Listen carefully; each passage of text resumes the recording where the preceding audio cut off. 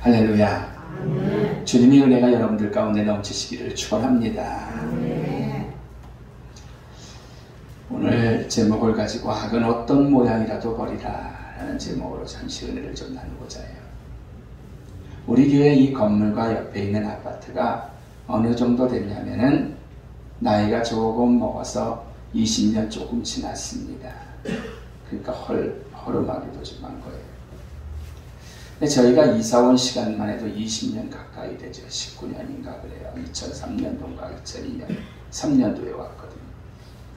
감사한 것은 목회를 하면서 사택이 가까이에 있어서 얼마나 감사한지 몰라요. 편하잖아요, 제가. 근데 사택에 제가 살고 있는 집에 바닥 장판이라든지 싱크대라든지 장식장이라든지 화장실, 천장, 된조 이런 것들이 도배만 빼놓고 어느 정도냐면은 이 집이 세워질 때 한 그대로예요. 그러니까 한 몇 집이 살았으니까 지금까지 제가 들어가도 얼마나 사실 지저분하겠어요. 그래서 이제 언젠가는 도배장판이라도 하고 수리를 좀 해야 되는데 이런 마음을 가지고 있었어요. 거기다가 또 어떤 일이 있었냐면은 우리 큰 처형의 사돈댁이 그러니까 우리 그 사돈댁의 남자 부분이 갑자기 돌아가셔가지고 2015년도에요.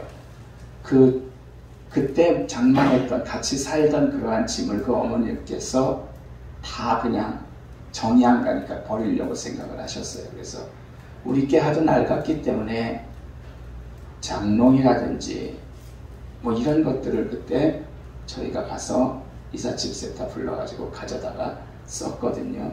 지금까지 썼으니까 그래 그것만 해도 저희가 쓴 것만 해도 남이 쓰던 물건인데 6년 정도가 넘었습니다. 이 공간과 어우르지를 못하는 거예요. 빛이 된 가구들이. 그러니까 좀 지저분할 수밖에 없죠. 집이. 그리고 항상 깨끗하지를 않아요.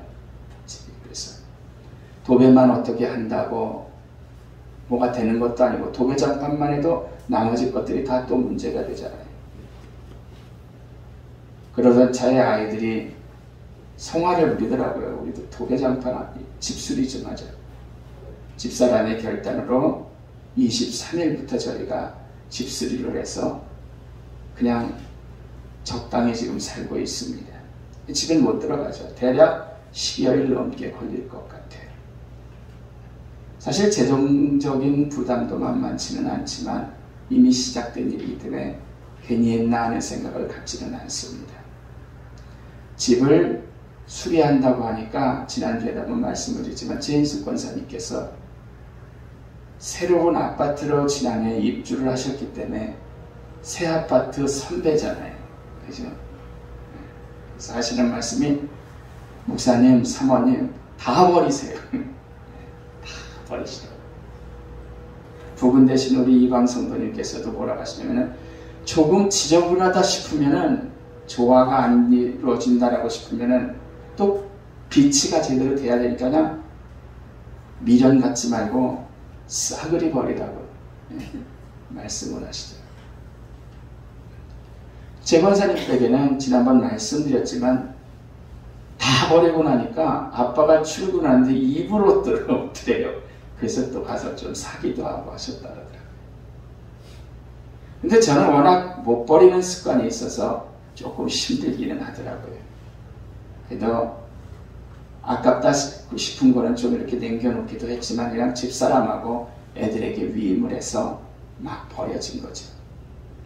안 어울리는 것은 다 버리려고 합니다. 그리고 결혼 후 장만한 것들이 아직까지 우리가 사용하는 것들이 사실 있거든요. 우리 큰애 나이가 25살인데 생각을 해보세요. 다 낡았죠. 그래서 그런 것들도 이제 바꿔야 될 것 같기는 한 거예요. 새 아파트에 입주를 하면 사실 이런 분들 있죠. 간신히 입주 비용만 마련을 해가지고 이사하는 일이기 때문에 아주 지저분하지 않은 것은 버리지만 웬만한 건 가지고 가거든요. 왜? 집값도 빚이 있는데 대출이 있는데 살림살이 다 버리고 그것까지 살리는 장난 아니잖아요.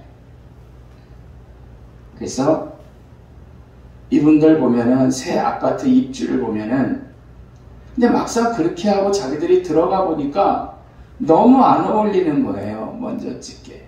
그럼 어떻게 해요? 쓸만하고 가져온 거 다시 다 버리죠.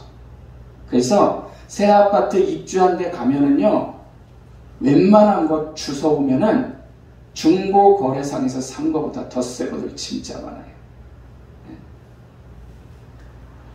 네. 여러분, 작은 물건 하나하나가 새 집과 격이 맞지를 않기 때문에 무조건 새 거를 생각하는 게 아니라 그냥 사실 조화가 이루질 못해서 버리고 새 것을 장만하는 것이거든요.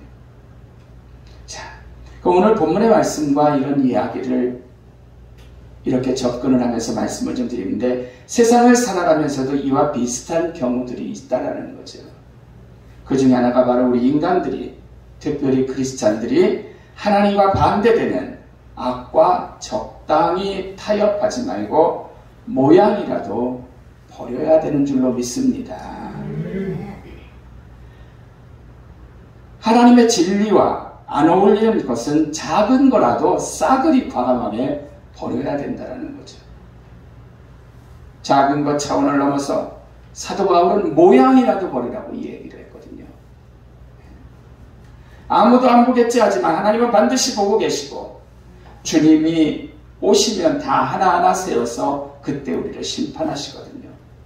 슬쩍 악을 행한 것들을.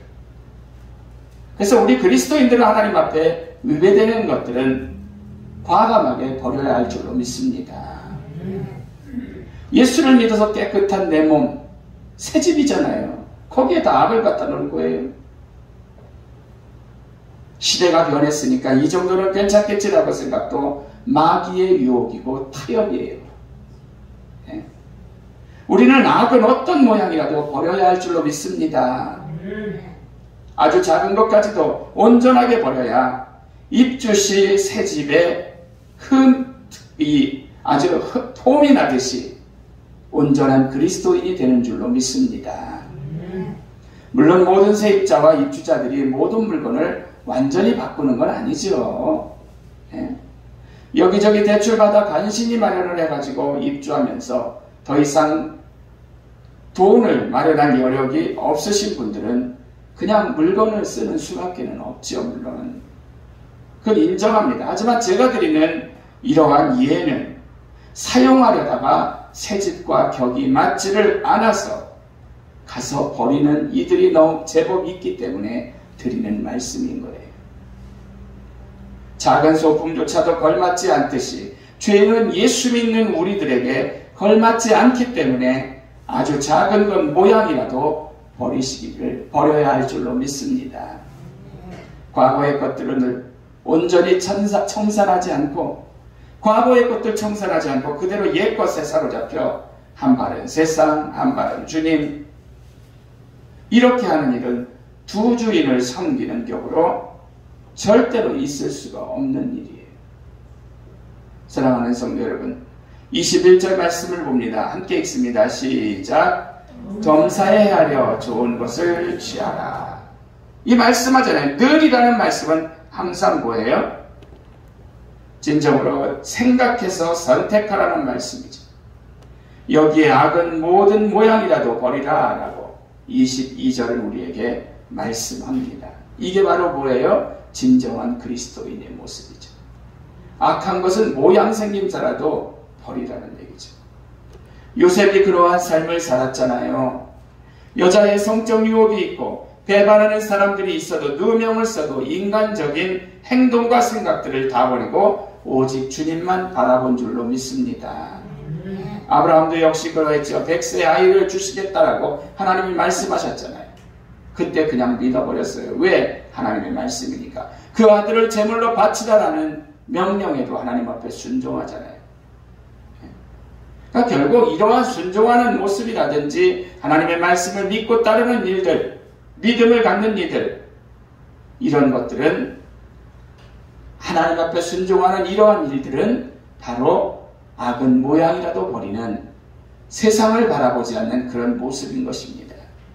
하나님을 믿지 않고 순종하지 않는 일을 악한 것이기 때문에 행하지 않은 아브라함의 모습이죠. 우리는 항상 행동할 때에 오늘의 말씀을 잣대로 놓으시기를 축원합니다. 내가 과연 이러한 행동을 함이 옳은 것인지를 묻고 행하시라는 거죠. 죄에 대한 어떤 생각도, 죄와의 그 어떤 타협도 과감하게 거부하게 하소서. 상상으로 범하여 즐거움을 맛보는 죄에 빠지지 않게 마음을 붙잡아 주시옵소서. 오늘도 죄의 자리에 서지 않게 주님 지켜 주옵소서 라고 우리는 기도해야 할 줄로 믿습니다. 여러분, 취미는 뭐예요? 밥 먹고 사는 일 아니에요. 네? 취미는 밥 먹고 사는 일이 아니에요. 직업과 완전히 다른 개념이 취미 생활입니다. 일종의 심심풀이가 되기도 합니다. 취미는.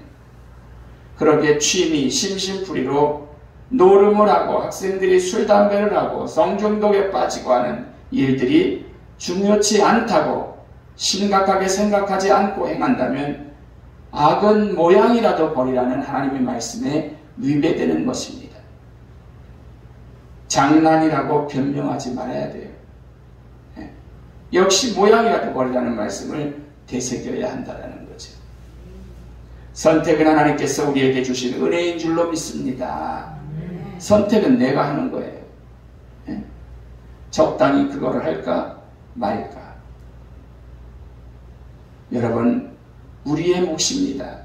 그러기에 복을 받을 건지 아니면 바늘도둑이 소도둑될 건지는 여러분들의 몫이라는 거죠. 그 선택에 달려있죠. 종종 그 부분이 안 될 때가 있습니다. 하지만 간단합니다.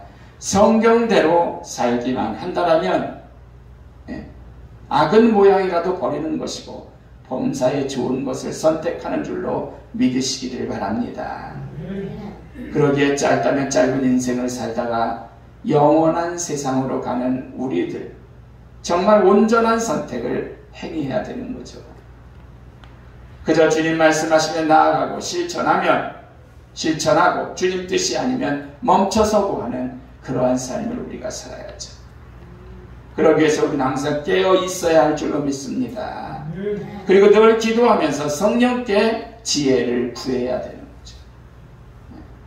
아무리 똑똑해도 소용없어요. 성령이 주시는 지혜를 가지고 우리는 판단해야 된다는 거죠. 그러니까 늘 기도해야 되죠. 사기꾼에게 판검사도 당하는 그런 일들이 많이 있잖아요. 아담과 하와는 하나님께서 큰 은혜를 주셨잖아요. 너 다 가져. 엄청나게 좋게 세상을 만들어 놓고 주셨단 말이에요. 그런데 작은 것 버리지 못해서 결코 어리석은 선택을 해서 진정으로 인류에게 저주를 남긴 그러한 조상이 되어버렸잖아요. 선과 악의 구분이 없는 시대가 되어버렸어요. 그렇죠?